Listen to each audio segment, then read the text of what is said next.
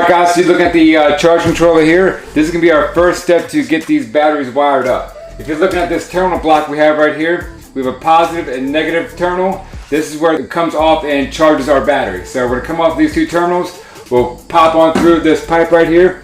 I'm going to eventually set a breaker. And this position right here will bring the positive wire up into the line side of that breaker, come out the left side of the breaker, and go ahead and tie it to the positive bus bar right here. Negative wire will come through and tie into this bus right here, which is going to be the negative bus. Let's go ahead and wire this stuff up, and the next step is we're going to start making the battery cables.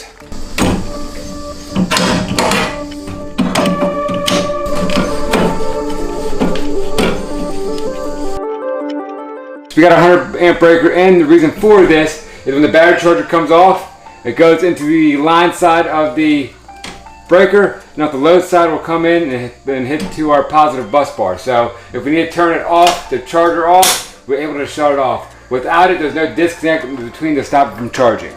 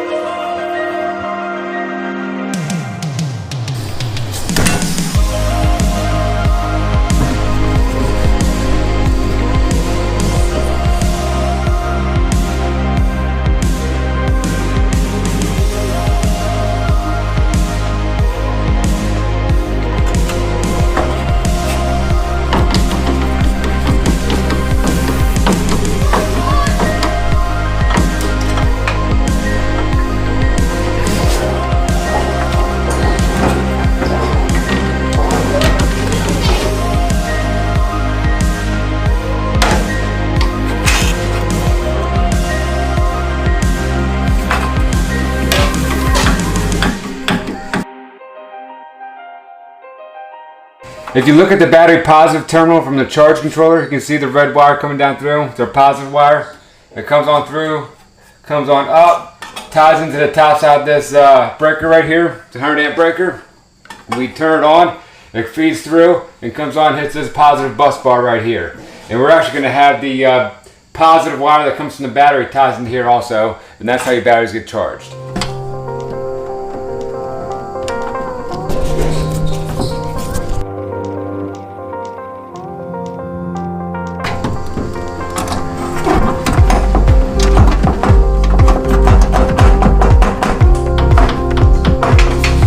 The negative wires from the charge controller to the bus of the distribution box. So next step for us to do is we're going to go ahead and build the battery cables. So now we're going to start making our battery cables. So we're going to start out with this 4-aught welding cable. It's a fine strand 4-aught cable. I got it from a local welding supply house.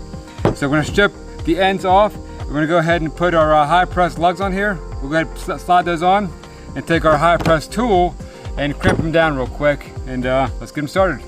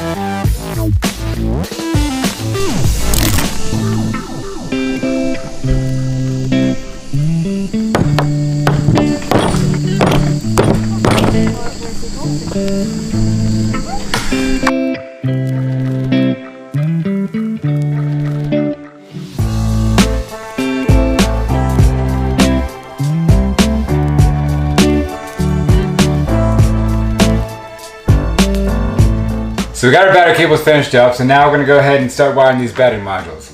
I see a little positive sign right there, so the way it looks right here is this top portion right here is my positive, and this negative portion is down here the way it looks. So there's an easy way to figure this out. If they're not clearly marked, like these are not really clearly marked. You get your multimeter, and if you look at your meter, a little dirty there, but you can see my red is my positive lead, and my black's my common, it's going to be my negative. A good easy way to check out is take these, positive, negative. If I come right here, just to see what I got, it's reading 19 volts, but negative 19 volts. So if you see a negative sign, then the voltage, that means I have my polarities reversed. So I take them and I switch them. Now this negative sign is gone, it shows up 19.14 volts. So that tell me right there is this right here is my positive, and this one down here is my negative. It's an easy way to figure it out if you don't really know what's what. So my positive, my negative. Figure that out with my meter, very simple. I wanna go there someday. I know we're going somewhere, into the danger zone. It all points right to that. I set myself aside, lead the way on this trial. If you don't know the way, we can stop and make a change. I know we walk for days, losing hope, fading love. This night will be okay, waking up to another day.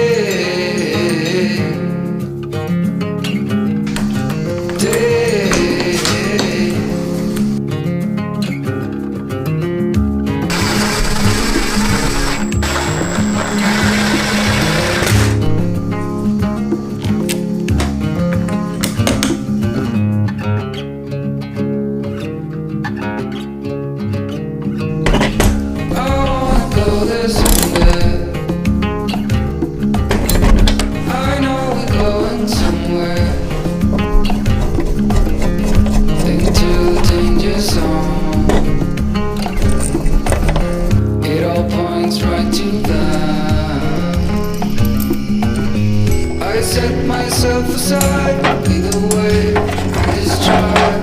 If you don't know the way, we can stop and make a change. I know we walk for days, losing hope, fading love. This night will be okay, waking up to another day.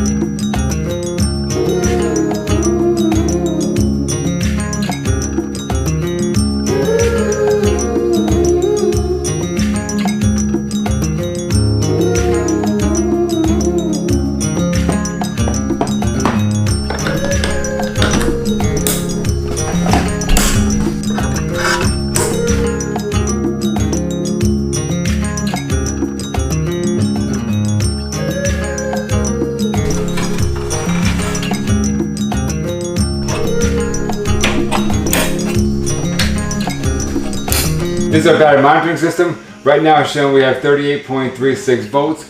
These batteries are completely discharged. We bought these used. We just now got them hooked up, so we haven't had a chance to charge them yet. So what this guy does right here, he measures voltage, he measures current, how many amp hours we've used, how much capacity we have left, and it also measures the temperature of the batteries. So if you follow this lead right here, it actually goes to the terminal on the battery to my right, and it measures the temperature. This orange wire right here goes up to this pre-scaler box, and you have all these leads that come off, and those are what goes to your terminals on all your batteries, and that's where how it's getting all the measurements for voltage and current, the whole nine. So you follow this cable right here. This is called the ZAM bus cable. It actually comes over here to this Connex SCP. What this is a one-stop control panel. I can pretty much program and control everything on this wall from this guy right here. So coming out the back side of this control panel with another ZAN bus wire, it goes over to the charge controller, and then from the charge controller, it comes up to the inverter, and that's it. This ZAN bus wire, all it is a Cat 5e. It's nothing special. So last thing, guys, our Connex comm box. This thing will go in our house once the house gets done. We'll have to pull another Cat 5e from here over to the house once it's all said and done. The internet's gonna control this guy.